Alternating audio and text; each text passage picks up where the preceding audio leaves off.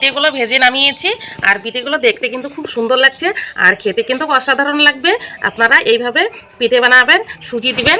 আর বাড়িতে কিন্তু যদি বয়স্ক লোক থাকে তাহলে কিন্তু ওরা পিঠে খেতে পারে না, পিঠে শক্ত হয়ে যায়, তার জন্য কিন্তু খেতে পারে না। আর আপনারা যদি এইভাবে আমি যেভাবে আপনাদেরকে দেখিয়েছি যে সুজি দিয়ে আপনারা আমি যেভাবে সুজি দিয়ে পিঠেটা বানিয়েছি, আপনারা কিন্তু ঠিক এইভাবে সুজি যদি দিয়ে পিঠেটা বানান তাহলে কিন্তু পিঠেটা নরম হবে আর 4-5 দিন রেখে খেতে পারবেন। আর তাছাড়া যে বয়স্করা আছে ওরাও কিন্তু এই পিঠেটা খুব সুন্দর করে খেতে পারবে। আর দেখুন একটা পিঠে আমি এই যে ভেঙে দেখাচ্ছি।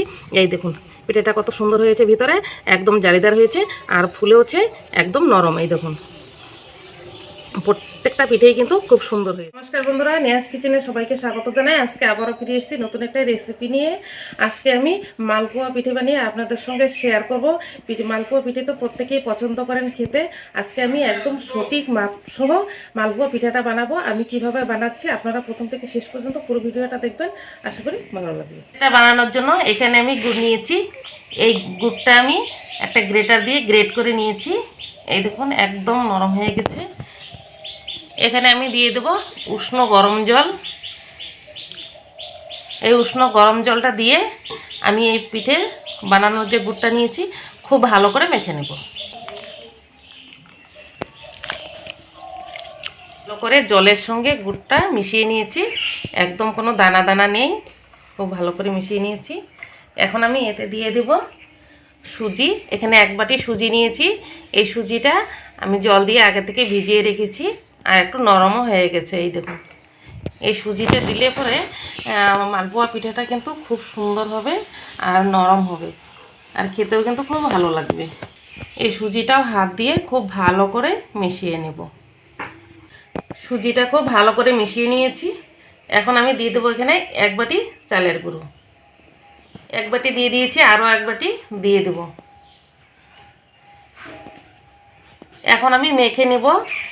যদি আর একটু চালের গুঁড়ো লাগে তাহলে তবেই আমি একটু দিয়ে নেব। খুব ভালো করে এখন মিশিয়ে নেব। দেখুন বন্ধুরা, বেটারটা কিন্তু এই 2 বাটি চালের গুঁড়ো দিয়েছিলাম আর অনেকটা কিন্তু পাতলা হয়ে গেছে। এখানে আরও 1 বাটি দিতে হবে, দিয়ে আবারও আমি মেখে নেব। দেখুন বন্ধুরা, পিঠের বেটারটা কিন্তু বানানো হয়ে গেছে আর এই দেখুন ঘনত্বটা কিন্তু এরকম লাগবে। যতক্ষণ না এরকম ঘনত্ব আসছে ততক্ষণ কিন্তু একটু গুঁড়ো কম বেশি লাগতে পারে। এইভাবে কিন্তু গুঁড়ো দিয়ে দেখবেন ঘনত্বটা ঠিক এরকম হয়েছে কি না। বানানো হয়ে গেছে, এখন আমি এই পিঠেগুলো ভেজে নেব। এটা তো রেডি করে নিয়েছি আর এইদিকে আমি গ্যাসের উনুনে একটা ছোট্ট একটা কড়াই বসিয়ে দিয়েছি। এই কড়াইটা কিন্তু লোহার কড়াই আর ছোট্ট কড়াইটা নিয়েছি, তাতে কিন্তু তেলও কম লাগে আর এই লোহার কড়াই দিয়ে কিন্তু পিঠে ভাজতেও খুব ভালো হয়। এখন কিন্তু তেলটা আমি খুব ভালো করে গরম করে নিয়েছি আর এখান থেকে একটা হাতা দিয়ে আমি একটু করে বেটা দিয়ে দিয়ে পিঠে ভেজে নেব।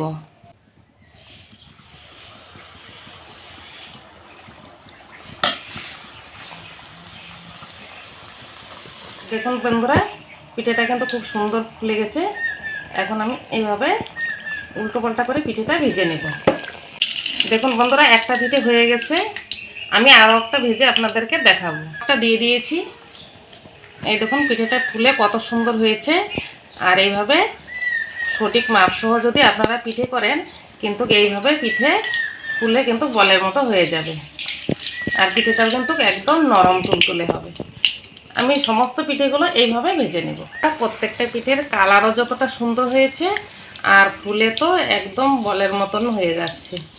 এই দেখুন পিঠেগুলো যা হয়েছে দেখতে কিন্তু অসাধারণ হয়েছে। এই